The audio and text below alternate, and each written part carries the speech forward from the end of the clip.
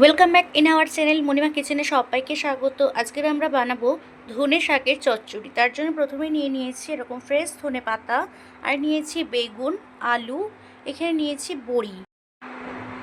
আমরা এই সবজিগুলোকে কেটে পরিষ্কার করে ধুয়ে নেব।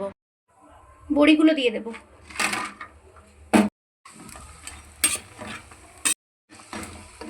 বড়িগুলো ভাজা হয়ে গেছে, এবার আমরা তুলে নেব।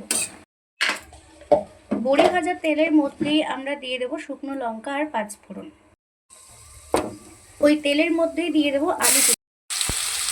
আলুর মধ্যে আমরা অল্প নুন আর হলুদ দিয়ে দেবো। খুব ভালো করে ভেজে নেব। আলুটা ভাজা ভাজা হয়ে এসছে, এরপরে বেগুনগুলো দিয়ে দেবো।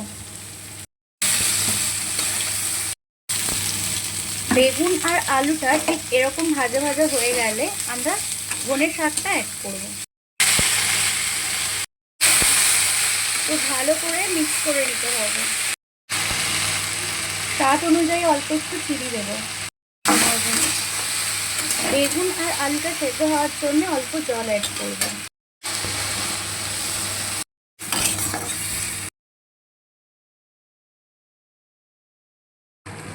তো সেদ্ধ হয়ে এসছে ধনে শাকের রেসিপিটা। এরপরে আমরা ভেজে রাখা বড়িগুলোকে একটু ভেঙে ভেঙে অ্যাড করে দেবো। বড়িগুলো সবজির সাথে মিশিয়ে নিতে হবে। আমরা ওপর দিয়ে সর্ষের তেল ছড়িয়ে দেবো।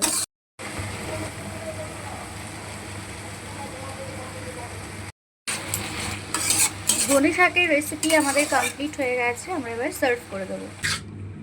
ধনে শাকের রেসিপি আমাদের কমপ্লিট হয়ে গেছে। রেসিপিটা যদি ভালো লেগে থাকে তো অবশ্যই করে একটা লাইক, কমেন্ট আর শেয়ার, সাবস্ক্রাইব করবেন। ধন্যবাদ।